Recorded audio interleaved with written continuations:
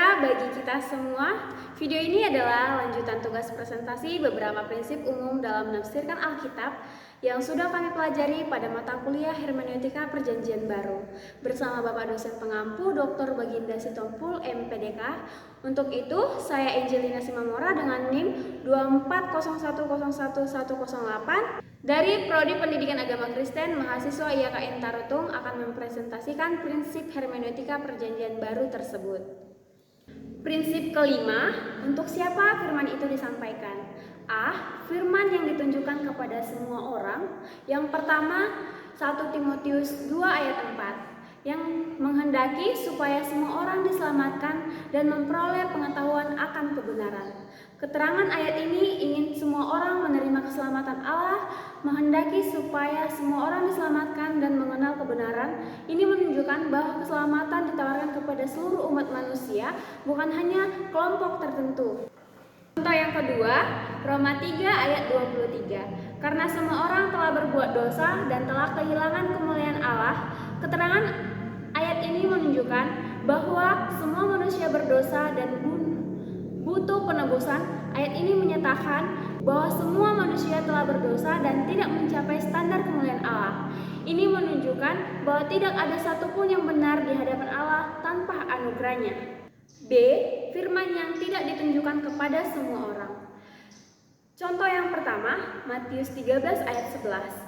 Jawab Yesus, "Kepadamu diberikan karunia untuk mengetahui rahasia kerajaan surga, tetapi kepada mereka tidak." Keterangan ayat ini, Yesus menyatakan bahwa pengertian tentang kerajaan surga tidak dibenarkan kepada semua orang. Yesus menjelaskan bahwa hanya murid-muridnya yang diberi anugerah. Contoh yang kedua, 1 Korintus 2 ayat 14. Tetapi manusia duniawi tidak menerima apa yang berasal dari Roh Allah, karena hal itu baginya memahaminya, sebab itu hanya dapat dinilai secara rohani. Keterangan ayat ini, hanya orang rohani yang bisa memahami firman, yang dimana orang yang belum percaya tidak dapat memahami hal-hal rohani, karena hal itu hanya dapat dimengerti oleh orang yang dipimpin oleh Roh Kudus. Jadi firman yang hanya berlaku bagi orang percaya. C. Firman yang hanya untuk orang percaya. A. Yang pertama, 1 Yohanes 5 ayat 13. Semuanya itu kutuliskan kepadamu, supaya kamu yang percaya tahu bahwa kamu memiliki hidup yang kekal. Keterangan ayat ini ditunjukkan kepada orang yang percaya saja, dan ayat ini ditulis untuk meyakinkan orang-orang yang percaya kepada Yesus bahwa mereka memiliki hidup yang kekal. Jadi, firman ini ditunjukkan khusus untuk orang percaya. Contoh yang kedua, Efesus 2 ayat 8. Sebab karena kasih karunia kamu diselamatkan oleh firman. Keterangan ayat ini menjelaskan keselamatan diberikan hanya kepada orang percaya. Keselamatan adalah anugerah Allah yang diterima melalui iman, bukan hasil usaha manusia. Ayat ini ditunjukkan khusus untuk orang percaya sebagai pengingat bahwa keselamatan berasal dari kasih karunia, bukan perbuatan. D. Firman yang hanya ditunjukkan untuk orang tertentu. Contoh yang pertama, 1 Timotius 5 ayat 23. Janganlah minum air saja, tapi tambahkanlah anggur sedikit, karena perutmu dan penyakitmu yang sering kambuh. Keterangan ayat ini arahan khusus dari Paulus kepada Timotius, yang dimana Paulus memberi nasihat pribadi kepada Timotius agar tidak hanya minum air, tetapi juga sedikit anggur untuk mengatasi masalah kesehatannya. Ayat ini bersifat khusus ditunjukkan hanya kepada Timotius. Contoh yang kedua, Filemon 1 ayat 10. Aku menasihatkan engkau mengenai anakku Onesimus. Prinsip keenam, membedakan sudut pandang Allah dan sudut pandang manusia. Contoh yang pertama, Matius 5 ayat 44. Tetapi aku berkata kepadamu, kasihanilah musuhmu dan berdoalah bagi mereka yang menganiaya kamu.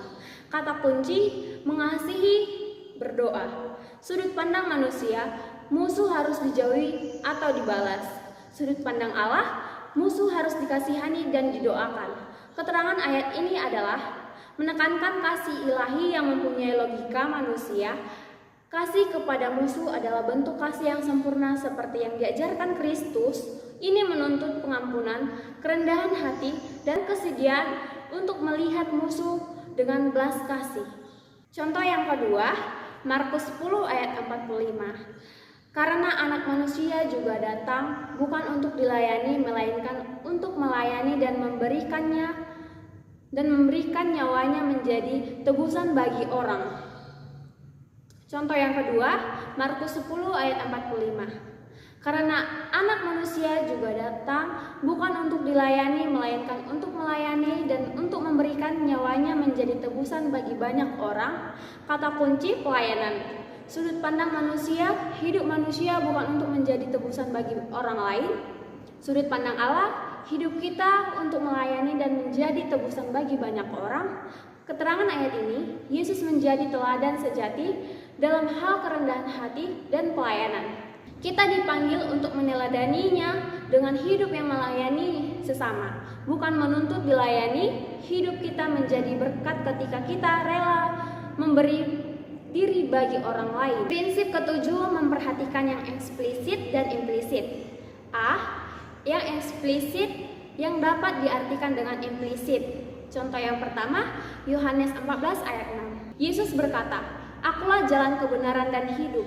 Tidak ada seorang pun yang datang kepada Bapa kalau tidak melalui aku." Implisit, Yesus adalah satu-satunya jalan keselamatan, tidak ada alternatif lain. Contoh yang kedua, Yohanes 14 ayat 6. Yesus berkata, "Akulah jalan kebenaran dan hidup. Tidak ada seorang pun yang datang kepada Bapa kalau tidak melalui aku." Implisit, Yesus adalah satu-satunya jalan keselamatan, tidak ada alternatif lain. B. Banyak hal yang harus dipahami secara implisit. Contoh yang pertama, Filipi 2 ayat 3.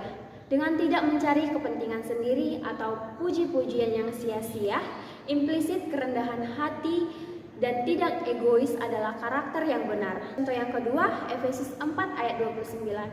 Jangan ada perkataan kotor keluar dari mulutmu. Implisitnya adalah komunikasi seorang Kristen yang harus membangun dan positif. C.